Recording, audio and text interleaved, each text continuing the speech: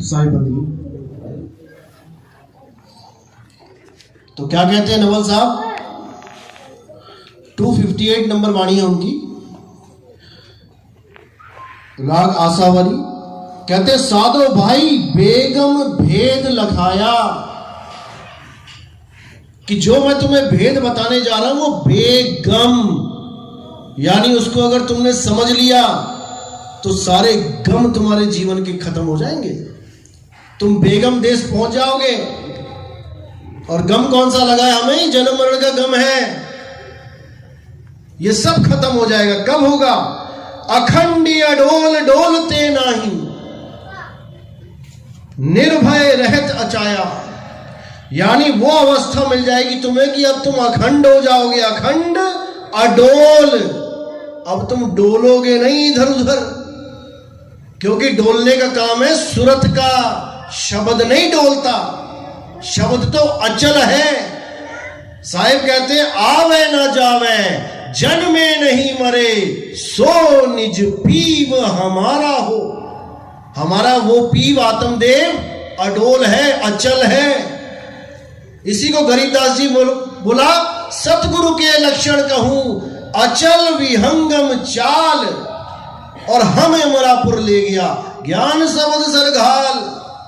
मुझे ऐसा ज्ञान दे दिया मेरे सतगुरु ने कि विहंगम चाल के द्वारा मेरी अवस्था को अचल कर दिया। अब मैं डोल नहीं रहा हूं जीवों की तरह। आगे कहते हैं अर्ध उर्ध आर नहीं पारा, यानी ना तो मैं अर्ध यानी शरीर में, और ना मैं उर्ध यानी दसम द्वार को फोड़ के कहीं भाग जाते हैं ऊपर। ना अर्ध ना उर्ध, अर्ध उर्ध आर नहीं पारा। आर यानी अंदर और पार यानी बाहर। ना कोई शब्द ठहराया, मैं किसी शब्द की महिमा नहीं गा रहा कि मेरे ही पंथ में कोई 52 अक्षरी नाम देने लग जाए तो वो सदगुरु बन जाएगा।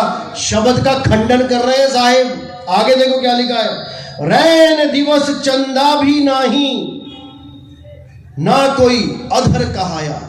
रैन दिवस चंदा भी नाही, ये सूर्य चांद अधर कहलाते हैं यहां पे, यानी बिना आधार के खड़े हैं। देखो आसमान ऊपर खड़ा है बिना आधार के, गिर क्यों नहीं जाता हमारे ऊपर? इसको अधर बता रखा है लोगों ने, लेकिन उसका भी खंडन कर दिया कि ये भी अधर नहीं है, अधर कुछ और है।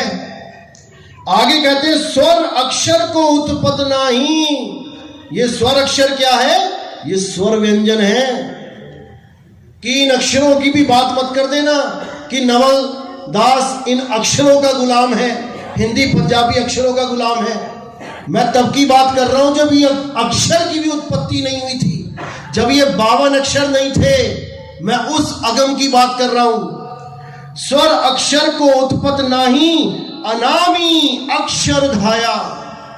वो अक्षर यानी मैंने अभी बताया कि आत्मा को ही अक्षर कहते हैं, लेकिन उसका कोई नाम नहीं है कि कोई नाम रख के बैठ जाए उसका। तो यहां पर बोल दिया अनामी, जिसका कोई नाम नहीं। अनामी अक्षर थाया, ब्रह्मा विष्णु ज्ञानी नाही, ना कोई वेद थर पाया। ना तो कोई ब्रह्मा, ना विष्णु, ना महेश, उस वक्त कोई भी नहीं था, और ना ही किसी वेदों की कोई उत्पत्ति हुई थी। मैं तब की बात बता रहा हूं, उसको जानो। नहीं कोई आकार निराकार, ना कोई, कर दिया खंडन। साकार और निराकार दोनों का खंडन कर दिया वाणी में कि परमात्मा ना तो साकार है और ना निराकार है। अब अगर कोई साकार और निराकार में उलझता है, जो मेरे पंथ में बैठे हैं, तो इसमें मेरा कोई कसूर नहीं। मैं तो लिख के चला गया। अब इस वाणी के अनुसार वो भेदी ढूंढो जो इस वाणी को समझाए और इसके अनुसार तुम्हें ज्ञान करवाए। नहीं तो इंसानी जन्म में आने का कोई मकसद सफल नहीं होने वाला। आगे क्या कह रहे हैं? नहीं कोई आकार निराकार, ना कोई नहीं अवतार ठहराया। मैं किसी अवतारों की पूजा नहीं करता। ठीक है, मैं किसी भगवानों की पूजा नहीं करता, क्योंकि ये भगवान तो समय समय पर अवतार लेके आते हैं, लेकिन मैं उस समय की बात कर रहा हूं जब समय भी नहीं था। तब कौन था? फिर कह रहे विकट विकराल रूप में बाही सो हम निश्चय पाया, यानी उसके द्वारा ही ये सारे रूप खड़े हैं, चाहे विकट होए चाहे विकराल होए, उस आत्म देव के अलावा कोई एक क्षण मात्र भी खड़ा होके नहीं दिखा सकता। अभी आत्मदेव शरीर को छोड़ दे, ये ढेरी हो जाएगा, खड़ा नहीं हो सकता कोई इसके बिना। मैं उस आत्मदेव की महिमा गा रहा हूं। तो आगे कहते बेगम अगम अखंड कहावे सभी संत फरमाया, कह नवलो सदा नहीं केवल आप अलेप रहाया। बिल्कुल क्लियर कर दिया साहब ने कि मैं वही उसी की महिमा गा रहा हूं जिसकी सब संतों ने महिमा गाई है। कोई ये ना समझ ले कि नवलदास कुछ अलग बता रहा है और बाकी संत कुछ अलग बता रहे हैं। सबका एक मत है, सब संतों का एक मत है, लेकिन तुमने पहचानना है कि ये वाणी कहां की है।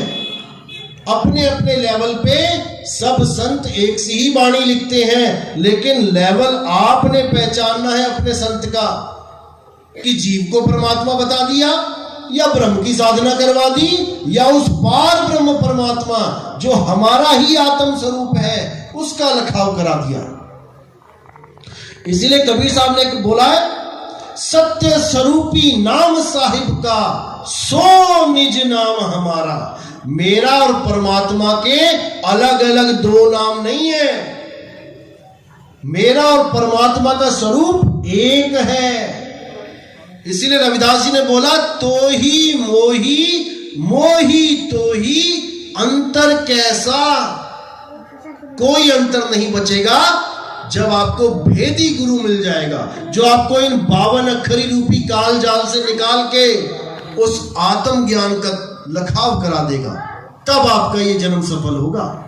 तो आगे कहते कह नवलो सदा नहीं केवल आप अलेप रहाया, यानी मैं इस शरीर में भी तो आ गया, दुनिया में आ गया, लेकिन अलेप। अलेप का मतलब होता है जो लेप ना हो जिसके ऊपर कोई, यानी मैं शुद्ध चैतन्य स्वरूप आत्मदेव हूं। तो यही कबीर साहब कह रहे हैं कि भाई तू खुद को खोज, अरे तू सिमरन किसका करे, तू ही है आपे आप, वो घर और है भाई। ये घर नहीं है वो परमात्मा का जो इस घर में ढूंढने लग रहे हो। परमात्मा का घर है आत्म घट, तन घट नहीं है। तन खोजोगे मन मिलेगा, आत्मा खोजोगे परमात्मा मिलेगा। इसलिए साहिब ने बोला आत्म चीने तो परमात्म चीने, और संत कहावे सोए यह भेद काया से बाहर बूझे बिरला कोई।